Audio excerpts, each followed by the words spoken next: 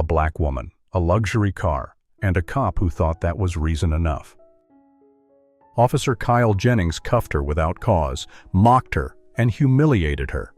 What didn't he know? She was a federal prosecutor, and she wasn't staying silent. She didn't come to beg. She came to dismantle the system that protected him. This isn't a mistake. It's a pattern, and she's here to expose it. Justice doesn't wait for permission. It begins where comfort ends. The sky over Savannah was still bruised from the night. Pale orange bled through the horizon as Danielle Mercer turned off Victory Drive and coasted into the shadowed silence of Telfair Park. The streets here were narrow. Quiet. The kind of quiet that wasn't peaceful. It was watching. Her black Range Rover glided past brick townhomes and chain-linked fences. No music, just the low hum of the engine and the soft whisper of her own breath. She was headed to court. Not as a prosecutor. Not yet. This morning, she was just a woman. In plain clothes, no badge, and she'd been followed for 3 blocks. Sirens, quick. Flashing blue lights flood the rear window. She pulled over without hesitation. Hands on the steering wheel, posture composed, but her pulse, it ticked like a clock running out.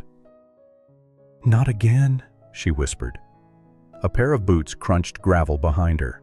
Officer Kyle Jennings leaned down to her window, lips tight, eyes scanning her like an unanswered question. Jennings, curt. "Unusual to see a car like this in this part of town. Who does it belong to?" Danielle, measured. "It belongs to me. Registration's in the glove box." "License is here." He took the papers but barely glanced at them. His gaze lingered on her skin, her watch, and her silence. "Jennings, step out of the vehicle." "Danielle, I've complied." "You have my license, my registration. May I ask why I'm being detained?" His smile was dry. "Jennings, you're making this harder than it needs to be." He opened the door himself.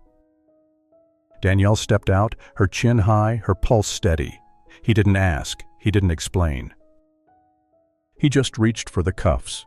Cold metal kissed her wrists. Jennings, quietly, almost satisfied. "People like you always try to act above the law." She blinked. Just once, he didn't know her name. Her credentials, her courtroom. He didn't know the files she carried in her leather briefcase. Or the judge was waiting to hear her opening statement. He thought he was silencing someone beneath him, but he was escalating someone far above. He thought this would be routine, but the next time he saw her would be from the defendant's table. She wasn't a threat. She was the system. The walls were beige, the kind of beige designed to numb you.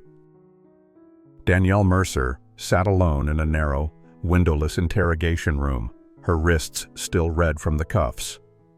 The fluorescent light buzzed overhead like a bad memory that wouldn't fade. No clock. No lawyer, no rights read, just silence, and the faint hum of the camera perched in the upper corner of the ceiling. She looked right at it. She had been there for exactly 3 hours and 17 minutes. She knew because she'd counted every second. She was trained to do that. Track patterns, time pauses, remember details. Danielle wasn't pacing. She wasn't crying. She was recording in her mind.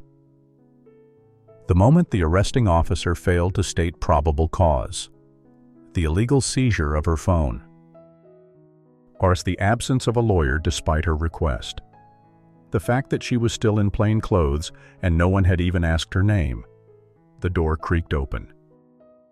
Officer Kyle Jennings stepped in, holding a styrofoam cup of burnt coffee, acting like he owned the floor.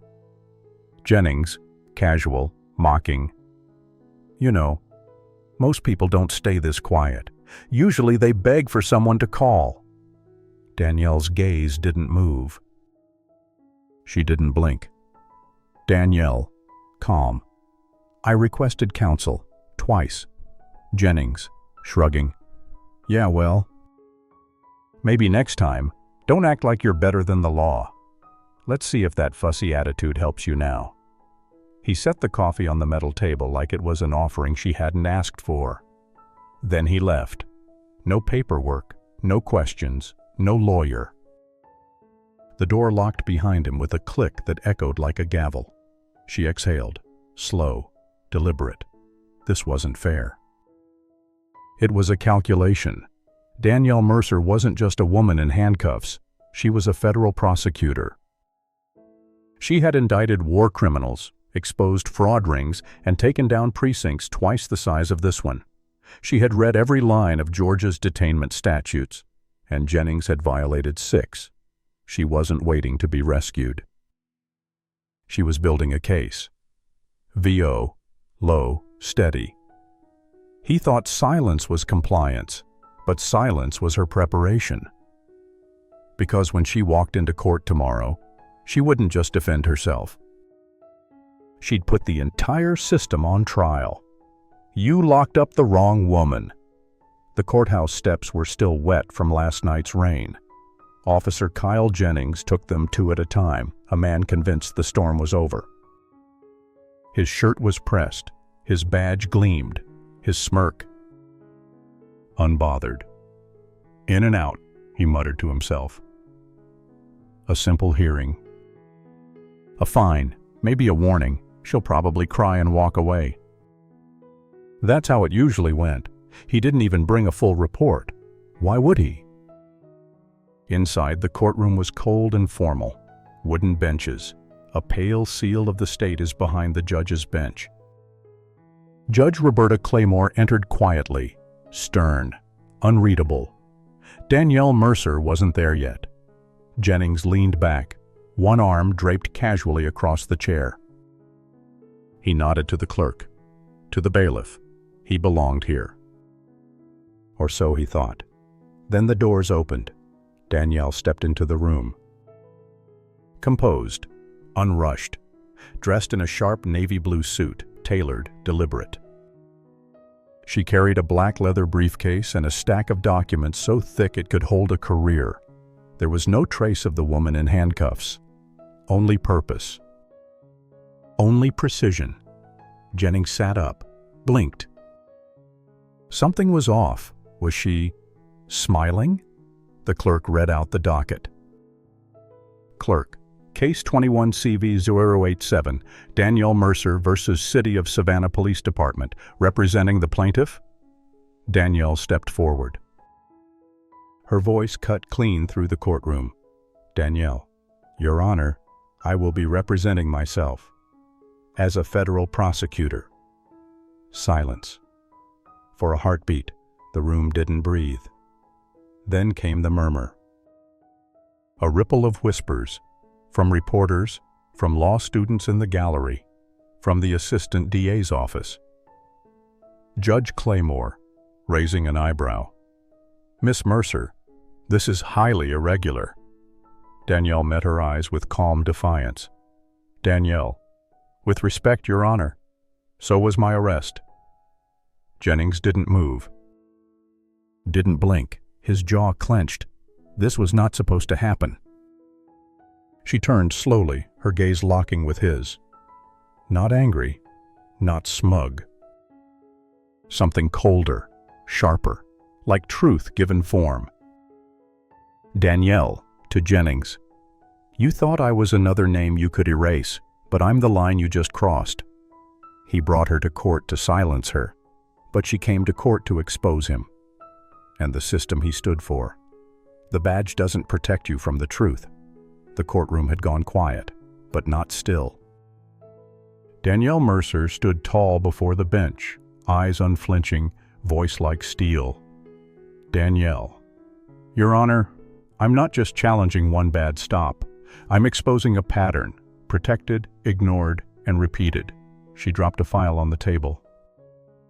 Thick, heavy, unavoidable. Then she hit play. On screen, Danielle, composed. Jennings, smug. The words echoed, People like you always try to act above the law. The room flinched. The mask slipped. Danielle. This isn't new. It's documented. She raised another folder. Danielle. 3 past complaints, all dismissed. All buried. She didn't shout. She didn't need to. Danielle, sharper. They hoped it'd stay quiet. It won't. Then came the witness. Daquan Lewis. Medical student. Black, calm, but scarred. Daquan. Jennings locked me in his squad car. 2 hours, July heat, no reason. Said I looked like trouble. Jennings looked down. First time all day. Danielle didn't let up. Danielle, this isn't about me. It's about power that goes unchecked because too many stay silent. Not anymore. She turned to Jennings. Not pleading, not angry, unforgiving. This wasn't misconduct. It was routine. Officer Kyle Jennings sat alone at the far end of the precinct break room. The coffee in front of him had gone cold. So had the nods, the small talk, the brotherhood. No one sat beside him. No one asked if he was okay. That morning, 4 officers had passed him in the hallway. None of them made eye contact. They didn't need to. His hands rested on his knees. Still, he stared at them as if he didn't recognize them. Those were the same hands that cuffed Danielle Mercer. No resistance, no aggression, just control, because he could. Now, the courtroom played in his head on loop. Her words, that footage. The faces of the jury, silent, judging. He rubbed his temples, but it wouldn't stop, because it wasn't just about her anymore. Flashback. 5 years ago, a screaming crowd, a burning sedan. A black child trapped in the back seat. Jennings had run without thinking, busted the window. Pulled the boy out, coughing, bleeding. The crowd had cheered. Cameras clicked. The boy had looked at him with awe, like he was a hero. What changed? When did they stop being children? When did they become threats? Officer Ray Mitchell leaned against the break room doorway, arms folded. He watched Jennings for a long time before speaking. Mitchell quietly. You good? Jennings flat. I did my job. Mitchell. Yeah? Then why does it feel like it's falling apart? Jennings didn't respond. Just stared at the wall. Mitchell, sharper. You gotta ask yourself why this keeps happening, man. It's not about them anymore. It's about you. Jennings finally looked at him, eyes tired, pride cracked. No badge can protect a man from himself. Jennings. She's making me out to be the villain. Mitchell. Maybe you became one, without even noticing. The silence that followed was thick with truth. Jennings didn't deny it. Didn't defend himself, because in the corners of his memory, in the echo of that courtroom, in the face of that child he once saved, he saw something he hadn't seen in a long time. Regret. When the system looks in the mirror, what does it see? The courtroom wasn't silent anymore. It was charged, heavy with truth, and the fear of hearing it out loud. Danielle Mercer didn't hesitate. Didn't smile. Didn't blink. She dropped a thick file on the table like a judge's gavel. 3 investigation reports.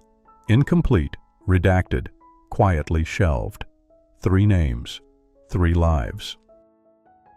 3 stories the department tried to erase. Danielle. Voice tight, controlled. These aren't accidents. They're instructions. This is what a system looks like when it protects its own, and only its own. She stepped to the screen. Click. Images appeared. Incident summaries, internal memos, altered timestamps. The smell of cover-up radiated off the pages like rot. Danielle, a public school teacher, pulled over, accused of erratic behavior. Footage conveniently lost. Case closed. Click. A food delivery driver, detained for 40 minutes with no charges. Report written, then deleted. Click. A 16-year-old boy, frisked, cuffed, humiliated. No paperwork, no parental notification, no justice. Danielle didn't raise her voice. She didn't need to. The truth was already screaming. She held up one last sheet, an email. Dated, time-stamped, buried in a shared drive. From Deputy Chief Landon Bowers. Subject, Jennings incident. Handle internally. Danielle looked directly at the judge. Danielle, there is no bad apple here. There is a tree, and a department watering it. The room froze. Jennings's jaw twitched. The judge leaned forward, visibly disturbed. Danielle took a deep breath, but was angry. Danielle, this department knew who Jennings was. They saw the pattern, and instead of stopping it, they kept the door open and gave him the keys. She turned to Jennings. Her voice sharpened like broken glass. Danielle, you didn't do this alone, but you knew you'd get away with it. That's why you did it. Then she turned back to the gallery. Danielle, final blow. I'm not standing here to be polite. I'm not here to ask for grace. I'm here to say, we remember. We recorded, and we are done pretending this is normal. You don't get to bury people and call it procedure. The courtroom was still, not out of calm, but because no one dared exhale. Judge Roberta Claymore sat motionless at the bench. Her fingers hovered over a stack of documents, her eyes locked on Officer Jennings. She'd presided over hundreds of cases. But something in this one, in the clarity of the facts, the stillness of Mercer, the rot in the reports, was different, undeniable. She removed her glasses, spoke with the kind of precision that doesn't shout, because it doesn't have to.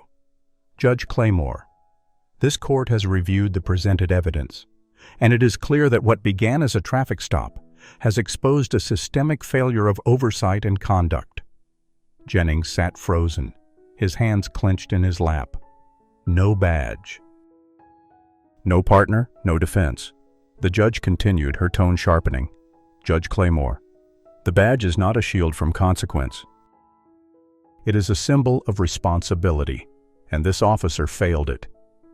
Danielle Mercer stood silent, composed. She didn't smile. She wasn't here for satisfaction. She was here for the standard. Judge Claymore, therefore, I am ordering an independent investigation into Officer Jennings's conduct and any internal suppression of misconduct allegations by his department. A low murmur rippled through the gallery. Judge Claymore, furthermore, this court recommends that the entire Savannah North Precinct undergo mandatory retraining in bias recognition, de-escalation, and community accountability. She paused. Not to catch her breath, but to let the words land. She turned to Danielle. Judge Claymore, softening. Miss Mercer, this court commends your composure, your courage, and your commitment to justice, even while personally wronged. Danielle nodded once. Quietly, not in triumph, but in relief. The system had finally listened. Jennings looked up for the first time. He didn't speak. He didn't argue. He just stared, not at Mercer, but through himself. And for the first time, there was no one left to hide behind. Justice doesn't always roar. Sometimes it whispers, and it's still enough to shake the ground. The shield you wear doesn't make you untouchable. The courthouse lobby buzzed with reporters, camera crews, and flashing lights, but Danielle Mercer stood unmoved in the center of it all, a statue carved from fire and patience. She gave no sound bites, no victory speeches. Only facts. This isn't about one officer, she told a reporter calmly. It's about accountability and the systems that fear it. Then she walked past them all, briefcase in hand, heels tapping like punctuation marks. Outside, the Georgia air was thick. Clouds hung low, like they were listening. And waiting near the courthouse steps was Kyle Jennings. No uniform, no badge. Just a folded letter in his hand and the look of a man who'd run out of lies to tell himself. She saw him, didn't stop, until he spoke. Jennings, tentative. "Danielle, can I have a word?" She glanced at the cameras behind her, then back at him. Raised a hand to pause them, nodded once, 15 feet. That was the distance she'd allow him. "Jennings, I wrote this. I don't expect anything. I just wanted to say I'm sorry." He held out the letter. She didn't take it. "Danielle, even. Sorry for what?" He swallowed hard. "Jennings, for the stop, for the cuffs, for the way I saw you before you said a single word. Danielle, you looked at me and saw a threat. Maybe now you can look in the mirror and see the same." He flinched. She didn't. "Jennings, I'm trying to understand. To fix what I broke." She held his gaze like a blade. Cool. Precise. "Danielle, understanding doesn't start with letters. It starts with change and apologies without action. That's just public relations." She stepped closer. Not with warmth, with clarity. "Danielle, lower. You don't need my forgiveness. You need to earn your own." He stood in silence, the letter trembling in his hand. She turned and walked away, not out of anger, but because she didn't owe him healing. Some things had to be rebuilt, without applause. You can't ask for peace until you face the damage. The auditorium lights dimmed. A banner overhead read, "Georgia State Police Reform Conference. From policy to practice." Dozens of chiefs, deputies, legal scholars, and journalists filled the rows. But when Danielle Mercer walked on stage, the room stilled. No podium, no teleprompter. Just her, standing under harsh white lights, speaking from memory and fire. Danielle, measured. Accountability doesn't begin when someone gets hurt. It begins when those in power decide they're no longer afraid of reflection. She scanned the room. Some eyes met hers, some didn't. "Danielle, I wasn't targeted because I was dangerous. I was targeted because someone assumed I wasn't worthy of respect. And the system, every blind form, every shrugged complaint, told him he was right." She placed a single folder on the podium.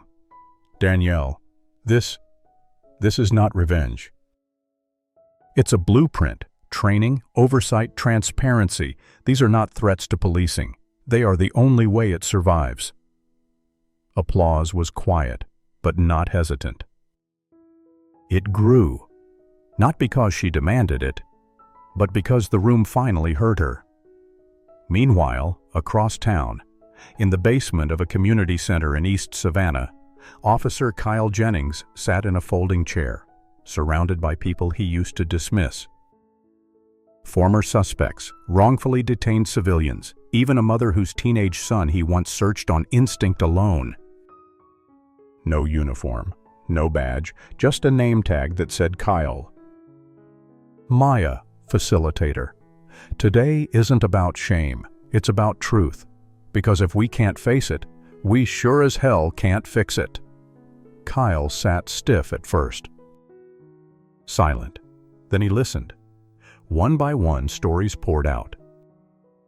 Not statistics, not hypotheticals, wounds. He didn't speak, he didn't defend. For once, he just absorbed. As the session ended, people filed out. Jennings lingered. On the far wall, a mural stretched 10 feet wide. A black silhouette, hands raised, surrounded by bold white letters. Justice begins where comfort ends. He stared at it. Long, unmoving, Then, finally, he nodded. Not in apology, not in defense, but as someone who knew the real work had just begun. Reform isn't a speech, it's a lifetime. This wasn't just a story about a traffic stop. It was about what happens when silence is broken, when someone dares to stand up, not just for themselves, but for all the voices ignored for far too long. Danielle Mercer didn't ask for justice. She demanded it, and the system had no choice but to listen. If this story moved you, don't scroll past it. Share it. Talk about it. Subscribe to Injustice Unmasked. For more stories that challenge power, expose truth, and refuse to be silent. Because justice doesn't begin in the courtroom. It begins with you.